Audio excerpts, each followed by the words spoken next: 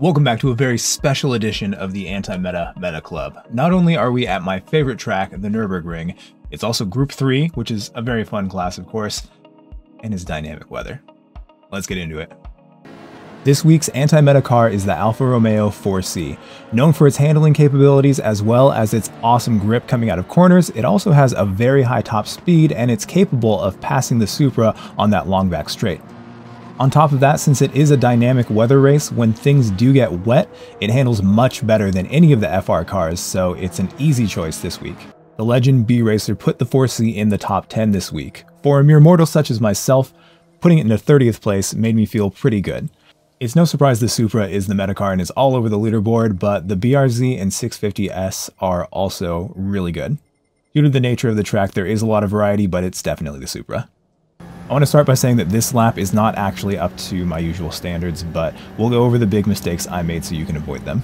After you pass the pit exit, the ground will change color and you're going to look for this dark patch right here. Take care to notice the road is curving in right here. We're going to downshift all the way to second gear, and after the 50-meter board, we're going to start turning in.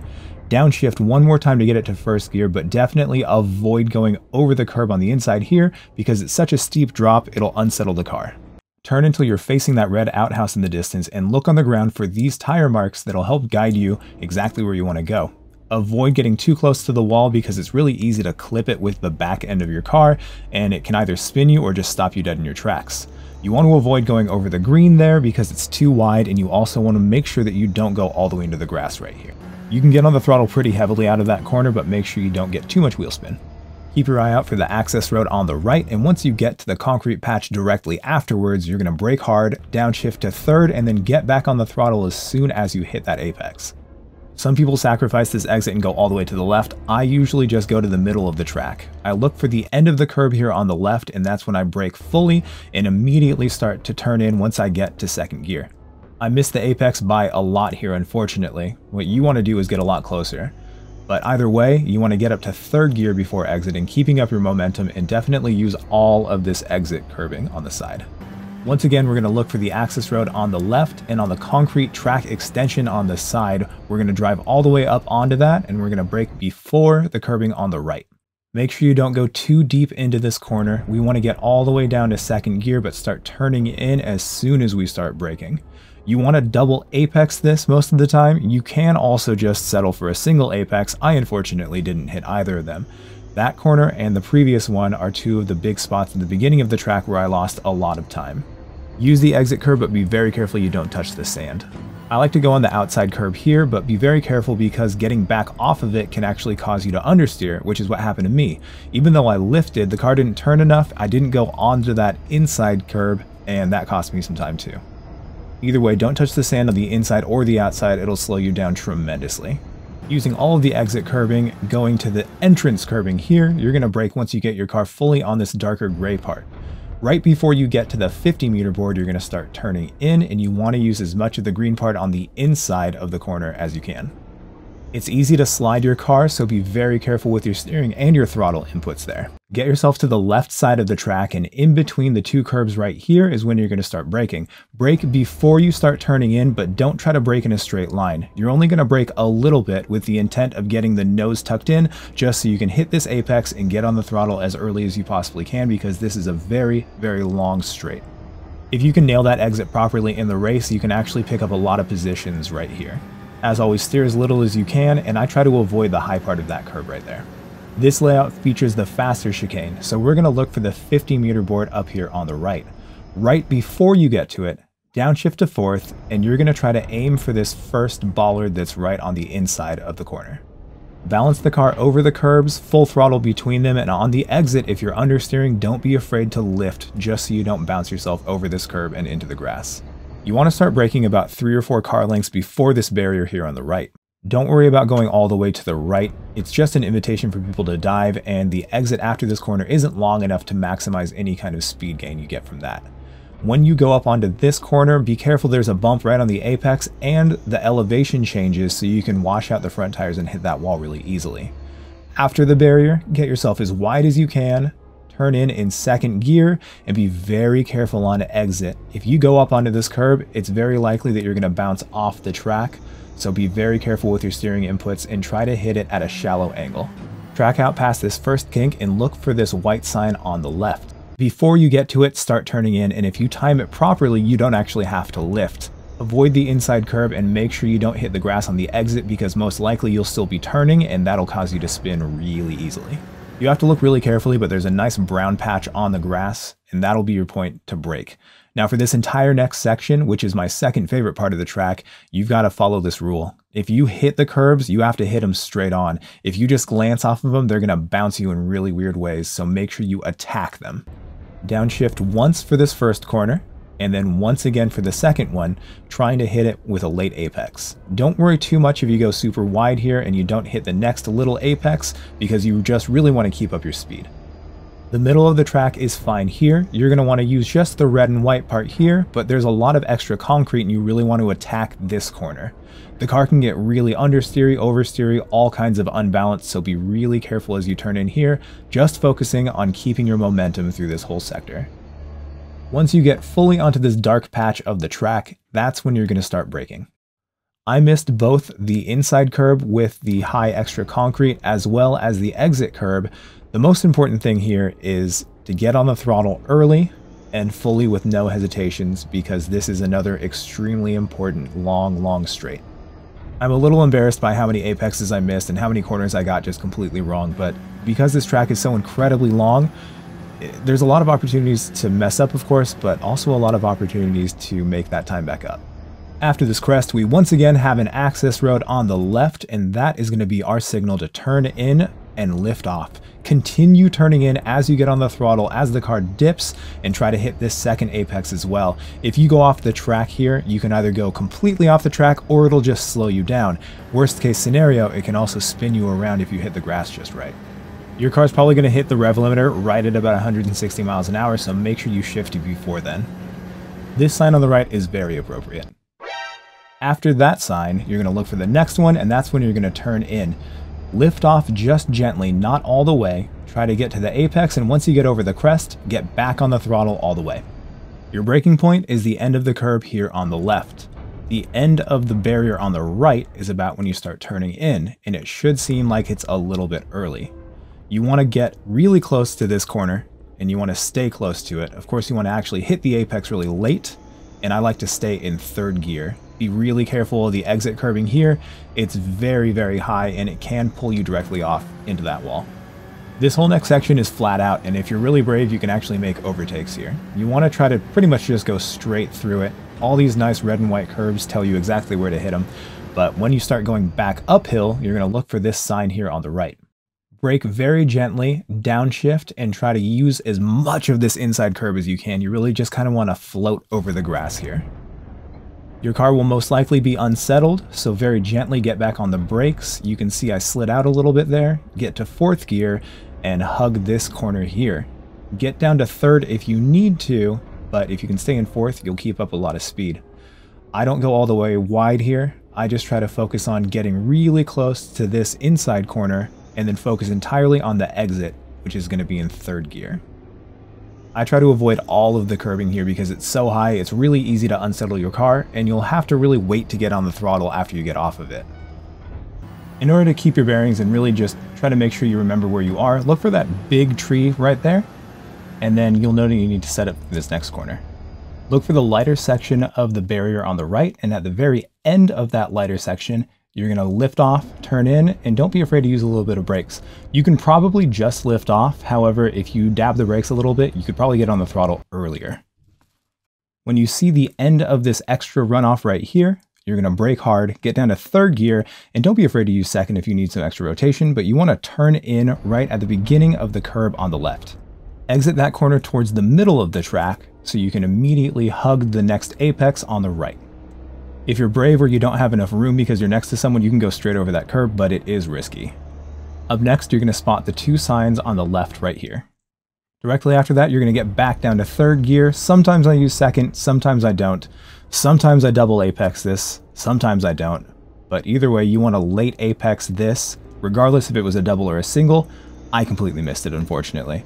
And be careful on this curb because it can suck you off into the wall. Aim for the track marshal on the outside, align yourself with the outside of the track, and stay flat out here. You want to turn late enough that you don't go over the curb there too much, because it can bounce you, and you should avoid this one as well. I've never had to do this before, but I'm actually going to cut to a section of the race I did, because I did it much more correctly in the race than I did in this lap, and then we'll continue with the lap. Tracking out all the way to the left, we're going to look for the beginning of the curb on the right. There are essentially 3 apexes marked by curbs. You're going to completely miss the first one. You want to trail brake until you get to the second one, and then get on the throttle and miss the third one. As long as you hit the second one, you should be able to go full throttle and not worry about going off track here. I do want to show you what I did for my actual quali lap, because it did cost me a lot of time, and it's a pretty common mistake. I actually just hit the last apex. That wasn't deliberate, I just misjudged my turn in, and I think I had too much speed. But if you do that, it's going to take too long to get back on the throttle, and people can actually pass you leading to this next corner. The differently colored part of the barrier on the left is your braking point. Brake hard initially, but as the road dips down, you're going to want to come off the brakes a little bit, because you can lose too much weight on the rear tires. Try to also avoid taking too much curb, because if you're braking too hard and you take the curb, it can really easily send you into the wall. Go middle track, get to first gear, and you actually want to use very light brake pressure. You need to make sure you get your car slowed down enough first before you turn in. When you get back on the throttle, it's also really easy to slide the car, and avoid that at all costs, because when you're going this slow, all of that speed that you lose is going to be magnified by the next corner. At the very end of the curb here on the right is when you're going to start braking. Get down to third gear, you do not need second here, and you're going to use a lot of trail braking going in. It's very common to see people understeer into that wall right there. Being careful not to slide, get yourself all the way to the left side of the track, and before the end of the curb here, you're going to lightly brake, turn in, and really gently get on the throttle. If you're too hard on the throttle, you can either understeer or oversteer going up this hill. And either way, it's going to be very bad news. That hill is so steep, and this section is so long that you can lose a lot of time by making a mistake there. Take note of both the blue line on the ground as well as the sign on the right. The sign on the right is going to be our braking mark for the time trial. However, knowing where that blue line is and how it relates to the stopping zone for this area is really good for the race. Your goal here is a very late apex and getting on the throttle as soon and as crisply as you can. This is one of the most important corners of the track. This is all uphill, and it's pretty much mostly straight. And so if you make a mistake here, since it's uphill, it's going to be really, really magnified by the time you get to the end.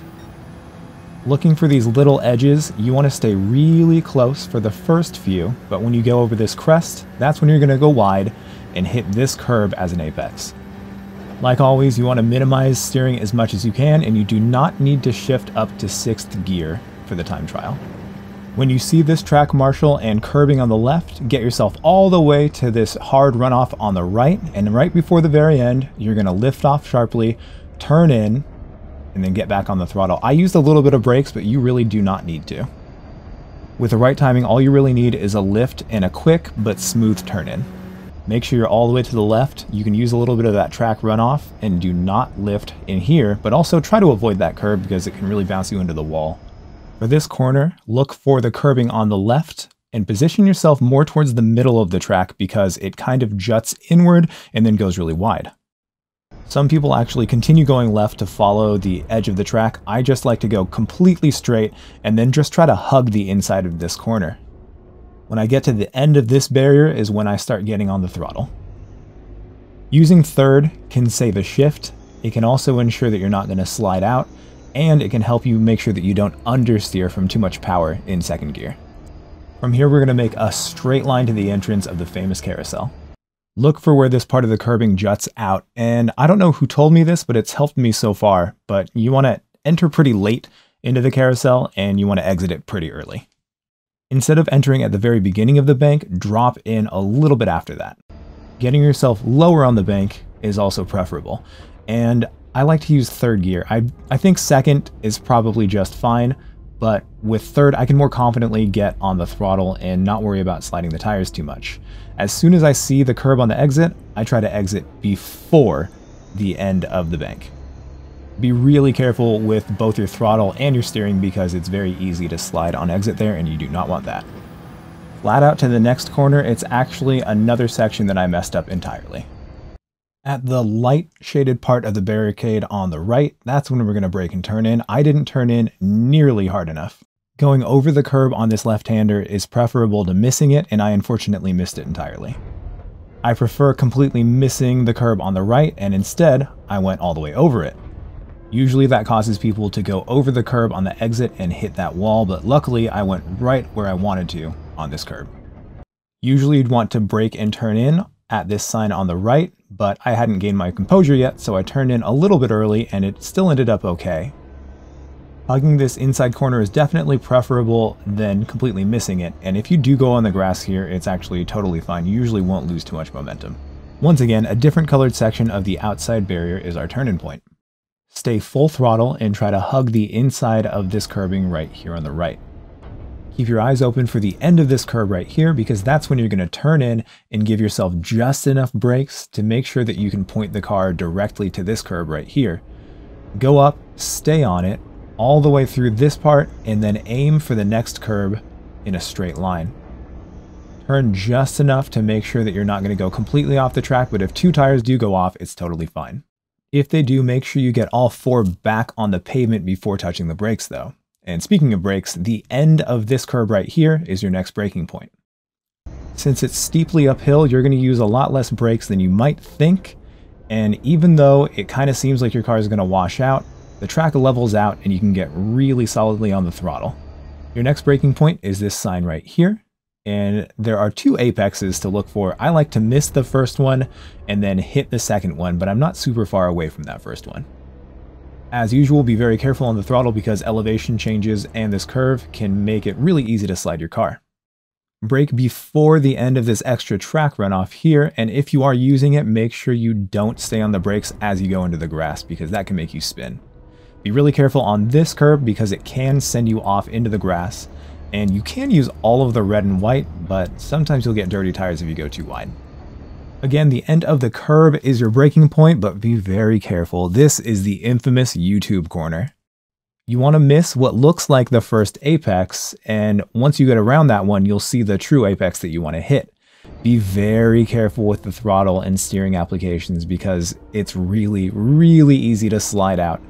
Going uphill and with the curb the way it is, you can get understeer, you can get oversteer. Lots and lots of people have crashed there. Lots of compilations have been made there. Keep your eye out for the graffiti that you see in the left part of the track, but this tree on the right before the graffiti is a really good spot for your brakes. If you think you're going to apex this corner late enough, go later. Because if you hit it too early, you'll very easily go completely off into the grass. You can put even your left-hand tires on that runoff and it's totally fine. However, you do have to worry about the car getting super loose there. So be very, very careful with your steering. Another famous crash compilation spot, this huge drop right here can be really disastrous. Make sure you don't have any steering angle and you'll be totally fine. Get on the brakes hard once you land and you're going to turn in before the end of the curb on the left. Continue turning in once you hit this first apex and be gentle on the throttle because you don't want to miss this second one either. Don't exit and track all the way out. Get yourself to the middle of the track so you can then late apex this corner because if you hit it too early, you'll go directly off the track. Coming up is another really big drop, so whatever you do, make sure you're pointed straight. Don't have too much steering angle. It's actually really easy to do a wheelie, and if you have too much steering angle, you can easily crash right there. Again, you want to steer as little as you possibly can through this section since it's mostly straight. I used to monster truck over the curbs, but I don't anymore. We're going to look for this little bit of fencing and the marshal on the right, and that's where we're going to brake. And I'd like to get down to 4th gear, but you can take your time doing it. If you bleed off your speed a little slower than usual for this, you're going to be just fine. If you slow down too much, you're going to lose too much speed. Turning in from the center of the track here is just fine as well. Again, you don't want to lose too much speed. You want to hit that apex and be really careful on the exit as well because there is sand and that'll spin you or slow you down too much. But keep up your speed through there. This little bit of graffiti is the perfect braking spot. Unlike the more famous carousel, I like to get in really early and make sure only my outside tires are touching the banked part. And when you exit, try to keep your steering wheel a little bit straight. Obviously, you don't want to drive off into the grass, but if you're turning too much, as the car gets unsettled, you'll slide.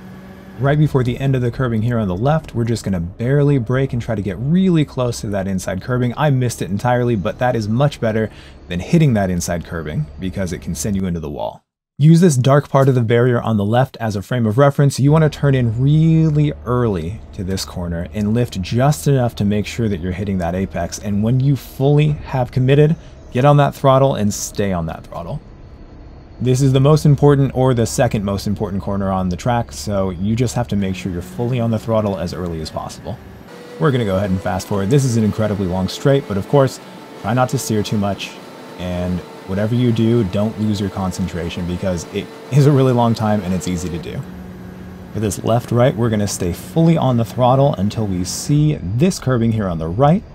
Looking for this tiny bit of extra track runoff on the right, we're going to brake really hard, get yourself down through the gears, get as close to this barrier on the side, over this line, and lift off the brake if you need to get through there. Trail brake here and be really careful not to bump that curb strangely. Get to the middle of the track, turn in and be really gentle. The track is weird here. There's a bump or something that can really easily put you into that wall, but just keep your composure and that is the end of your lap. Let's see at full speed.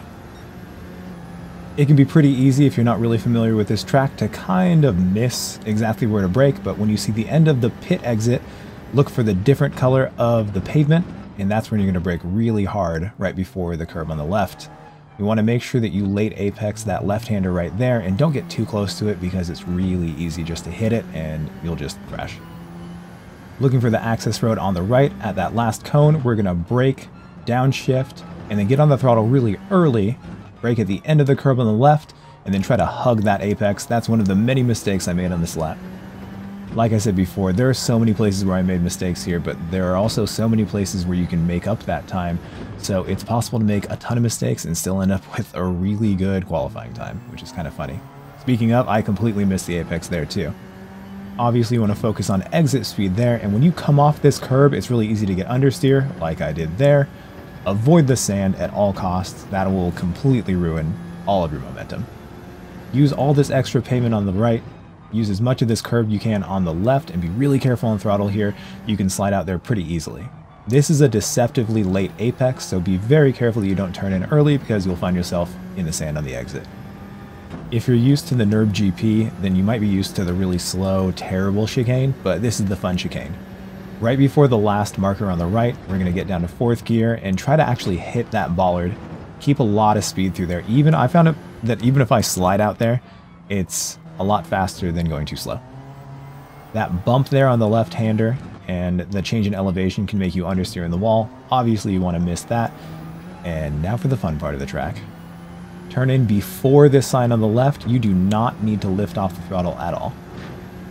It's really hard to find your braking point if you're not used to it there. And right here, it's okay if you don't really get this next apex on the right. You just need to keep up your momentum. Really go straight over that curb on the right. Try to keep up a good rhythm through here and be very careful on the throttle whenever you're using any of the curbing. If you end up with a weird line going into that exit, it's totally fine just to go over the grass and curb with 2 tires rather than try to turn too much and end up spinning or going off. It's important to be really brave here, but it's more important to make sure that you just get on the throttle really solidly. So if you go too fast there and it delays you getting on the throttle, you can actually end up losing a lot of speed. So just make sure that you get on the throttle really early, just like I always say for pretty much every corner. When you lift in this corner, don't lift all the way. You just need to make sure you hit the apex. You can actually go full throttle too and go a little bit over the grass, but that can be kind of scary. The exit curbing right here is one of those nasty perverted curbings that likes to suck you off into the wall, so be really careful there. Try not to use it at all. I can't imagine how scary this next left-hander is in real life, but you want to go just extremely fast. Downshift to 5th, and you pretty much just float 2 tires over the grass here. I got sideways, and it cost me some time trying to fix that, but luckily I was able to maintain my line. I don't go wide there, I just try to keep up my momentum and then focus entirely on this exit right here because it is a pretty long time until the next corner. Randomly, this is where I got lost a lot when I was first learning this track, so just pay attention to the scenery. When you turn into this corner, it is sometimes better just to get a little bit of brakes. This corner is really deceptive as well, and if you get on the throttle too hard with too much steering angle, of course you can slide out. Be really brave on the brakes for this corner. A lot of people brake way too early there. Get to the right and it's full throttle to the left, and this is embarrassingly one of my favorite corners, and I completely screwed it up. I just completely missed it. It's supposed to be miss, hit, miss when it comes to those apexes. Be really gentle with your brakes here and be really aware of what your brakes are doing. I didn't slow the car down enough and I completely missed that apex. That costs a tremendous amount of time. When you've got a really slow corner going to any kind of extended straight, then any little bit that you miss the apex is going to cost you a lot of time. This right-hander is a real make it or break it point. Be just really gentle on the throttle. Try not to slide at all. Any sliding there will either send you off the track or it'll cause you to lose all of your momentum. I think it's a toss-up between this upcoming right-hander and the final corner being the most important corners on the track. Since this one does go uphill, I kind of vote for this one. As I always say for any kind of long straight, just get on the throttle as early as you possibly can, because any kind of mistake you make there, again, the longer the straight, the more magnified the mistakes are going to be. I might sound like a broken record, but honestly, repetition is the mother of all skill, and racing is just all about the basics. It's pretty much just extending all of the basics and applying them to any kind of corner that you find. There aren't a lot of variations, but as long as you master the basics, then you're going to be really fine with everything. Like I mentioned in the breakdown, you don't really have to tap the brakes there. You can go just with a lift and then full throttle. Here, it's full throttle, and this is kind of a weird corner. I don't really like to go super wide. I just go straight so I can brake pretty deep and then make sure I focus on the exit, of course. A lot of people are too brave on the carousel. If you find yourself sliding out, then you've lost probably an entire second. Enter late, exit early, and try to stay low on the banking. This upcoming left-hander can be really scary. If you have tire wear or if it's rainy conditions, you will want to lift here, but for the time trial, you just go full throttle. Again, I messed this up entirely. I like to hit that first apex, miss the second curbing, and I did the opposite.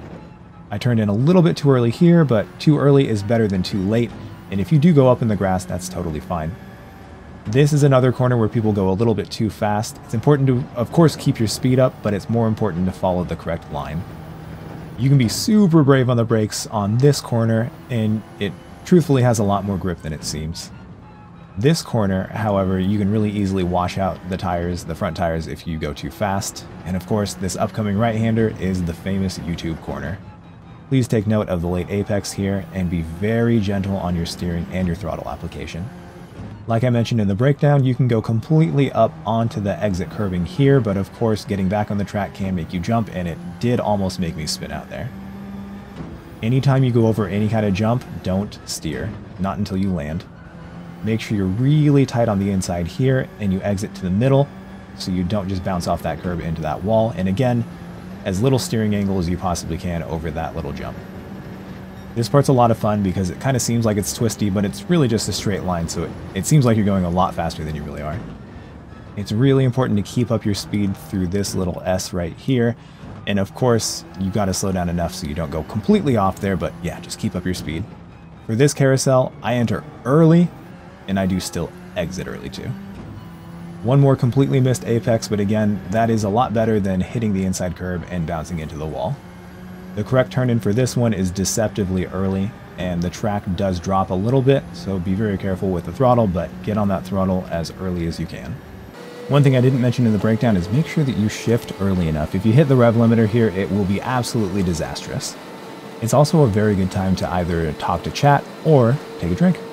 Make sure you're full throttle through this left and right. Look for your braking point and try to get as close to that barrier as you can on the left without hitting it, of course. Be really careful over this curb and on this left-hander because the track is bumpy or something. It's really strange. You can really easily go into that wall, and you definitely don't want to ruin it on your final corner. There we go. So, with these dynamic weather races, one thing that you might not know is you can get a preview of how the race is going to start by jumping in the warm-up. You definitely need to make sure that you've got the intermediate tires. I've never actually used full wet tires for any of these dynamic weather races, but I guess it's important to have those as well. Make sure you quickly look at the weather radar, zoom all the way out, and try to see if any of the blue is moving. If it is moving, you've got to see what direction, and if it looks like it's going to be over the track for any extended period of time, put on those intermediates. This race was really luckily an intermediate type race. This was really, unfortunately, another one of those weeks where I had a tremendously difficult time trying to get a good example of what this car could do. I wasn't even trying to go for a full race at this point. I just wanted to get examples of what this car can do. It can pass the Supra on the straight, which I find is really important for the anti-meta car, and I couldn't even get a good clip of that because the one time that I did pass the Supra, I got brake checked by the next car and it just completely ruined the entire clip. Usually I'll have everything filmed, recorded, and ready to be assembled by Monday night, and this was Tuesday night. The dynamic weather races are really cool, and I absolutely love them. I love that they're part of the game. However, the fact that there is no actual forecast can be a really big hindrance for various reasons. It's a gamble taking the intermediates, and it's also a gamble not taking the intermediates because it's possible for the weather just to completely clear up. It's also possible for a fully sunny race to go completely wet at the very end of a race. Because of the discrepancy of tires people are using and not having any knowledge of who's using what, it can lead to tremendous accidents. I just realized I said tremendous a lot. I wonder how many times I've said it in this video. Now, I knew I could trust the guy behind me, but I didn't know the guy behind him, and there we go. I was a victim of someone who was also a victim. A victim's victim. I find that Nurburgring GP T1 is very similar to Monza T1, and you can see why. That honestly could have been a lot worse, and this guy immediately gave me space, which I thought was really cool. Unfortunately, he gave himself a little bit too much throttle and took us both out. No hard feelings to that guy, though. He obviously didn't mean to do that. It was just a mistake, and he was actually probably on hard tires. I never checked, but it was really clear that he didn't do that on purpose. Not to be deterred, however, I immediately went directly back on the attack. The 4C, on top of having incredible handling and incredible top speed, has very good brakes. I knew that I could outbrake that guy going to that corner, and we got that spot back. I hadn't realized that the guy who just spun out was the guy who ran into that McLaren before, and it's very clear he was on the hard tires. If you are on hard tires and you see that the water meter, the surface water meter, is over the first sector, that means that you can't use the curbs. At this point, the inters are still iffy on the curbs, but you can use them as long as you're gentle. I think the guy in the Supra was just a little bit gun shy with all of the people who had been going off track, so he was very clearly not going full throttle, and that made for another really easy overtake. Not really knowing what tires people are on, you have to start looking for clues, and if a Porsche has to go that slowly through that chicane, you know they're not on the right tires. Since he was hard defending, I assumed he was going to go wide, and he did, so I immediately went on the attack. This car has such good grip, even in the wet. With that said, it's funny, I also went wide, but I also had much better tires, so I was able to really cleanly get straight past him. Jumping ahead a couple minutes, it was very clear that the two people in front of me had the good tires on because it took me forever to catch up to them. The RS01 handles like a champ, but it doesn't have the best top speed. And ahead of him is a Supra, which is the opposite. Fantastic top speed. It is the meta car this week, but in the rain, since it's an FR car and it's already pretty squirrely, when it gets wet, it's pretty difficult to handle. Now, a lot of times people go off on this track, just like Lewis did and just how I almost did too. And the way that we were able to get back on the track and maintain our momentum without crashing was we made sure that we were back on the track fully before we applied the brakes. You can brake as long as you're gentle if you're fully in the grass, but if you've got two tires on the pavement, two on the grass, and you brake, the discrepancy in grip is going to definitely make your car get really squirrely. I had never raced either of these guys before, but it was pretty clear that they had good pace. It was also clear that since I was able to close in on him so quickly, that I had better pace. So I was just now looking for a place to attack. I'm a very strong supporter of the concept of being able to pass someone absolutely anywhere. As long as you can fit even two of your wheels on the track, I believe that you can make a pass. I also believe you have to be really smart about it. If I were to pass Lewis here, then I might be a sitting duck. However, I know that my car has better top speed, and I also know that if I can get behind that Supra and get slip, there is no way Lewis would be able to take the spot back. So I just went for it. It's not a good idea to pass someone you don't know on the outside, but I took that chance, and I was really glad I did. I was really, really pleased with the fact that he gave me space, and he gave me just enough space too. So cheers to Lewis. Like I mentioned before, my plan was to get in the slipstream of Hospilla up front, but I didn't. So now I had to go on the defensive. If you have someone who is in your slipstream and they are about to pass you, go on the inside here. There's almost no way that they're going to be able to pull off a pass here, and if they do try, obviously you want to give them space, but I've never actually seen anyone pass successfully on the outside there. Most people just drive themselves into the wall. I 100% would have given him space, but he backed out before the opportunity, and so I maintained my position. This next sector is probably my favorite part of the track. Everything from the carousel until the final straight. With the dirty air in this sector, however, it can be really scary, so my plan was just to get as close to him as I could, or maybe just barely within the 1 second range, because with that range I would be able to make use of the slipstream, and even if I couldn't pass him on that back straight, we have a full lap, and there would be many opportunities then. Since Lewis was completely out of my range by now, I thought I would be pretty safe and I could just focus on Hospula up ahead. How funny would it be if it was actually the Hospula? It became pretty clear that we were closing in on him fast, and of course I don't know anything about him, so I was just hoping that any pressure I could give would make him make a mistake. I didn't think that was super likely though, because he was able to stay ahead in the Supra in front of an RS01 even when it was super wet, so I automatically thought that he was going to be a pretty good driver and probably not going to be shakeable. On one hand, a lot of times you want YouTube Corner to do its thing. On the other hand, you want like a really clean battle where you actually earn the overtake rather than someone spinning out. Seeing him tackle that, I thought he was going to be just fine, but then he made a mistake there and I just had to go for it. In general, it's pretty dangerous being ahead of a Supra at this part of the track because they just have to stay within not even a second. They could be 1.5 seconds behind. If they're 1.5 seconds behind, they'll be able to close the gap to 1 second, and then having the slipstream, they should be able to pass you. The Supra is just incredibly powerful. As you know, it's the meta car, it's way OP, it needs to be nerfed, but anyways, I digress. I thought I was going to get past on the straight, so I was just going to focus on getting as much of a gap between myself and him as possible, hope that the RS01 wasn't also going to be able to take advantage of it, and I wouldn't lose 2 positions, and then of course I'd have a full lap to see what I can do.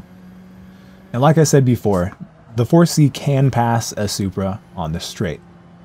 But another really good example of why the 4C is strong is if you look right now, like I said before, I thought 1.5 seconds was going to be enough for him to be able to overtake me. But as you're going to see on this straight, it wasn't enough at all. The 4C is really surprisingly fast. It's actually always had really good top speed. At times with the different bop history, it hasn't had great acceleration, but right now, it has both. If they got closer, I was going to do my favorite, legal but completely underhanded thing, and that's just give slip to both of them. Once I see that one of them behind me is getting a little closer, I would then move to give slipstream to the other car so they would have no choice but to battle into the next corner.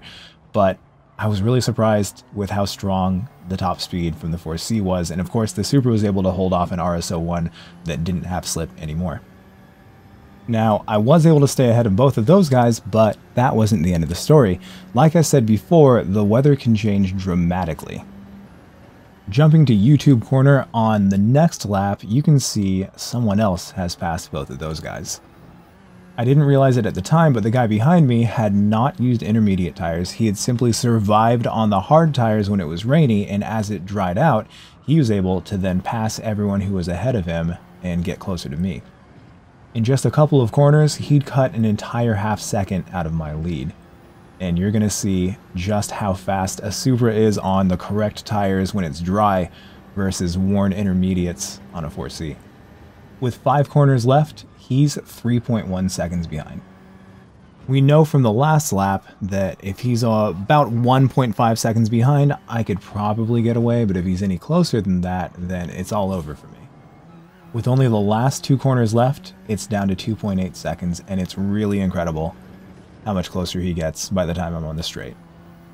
2.2 with 1 corner to go. If I make a single mistake, it's completely all over for me. Again, I really wish I got footage of me passing a Supra, but I think this is probably just as good. I promise you it can pass a Supra, but there's 2 seconds between him and I at the beginning of the straight, and so let's jump to the end. He'd only gained a half second on the entirety of the straight. For cars such as the V12 Vantage, that would have been a full 1.5 seconds. So it's really impressive that the 4C, a handling car, is able to go so incredibly fast on the top end. As always, thank you very much for watching my video. If you liked what you saw, please leave a like. Don't forget to subscribe because I'll be making one of these guides every single week. I can almost promise that the rest of them won't be as long as this one, but it was a special track, so it was a special occasion and we had to do it right. Thank you again.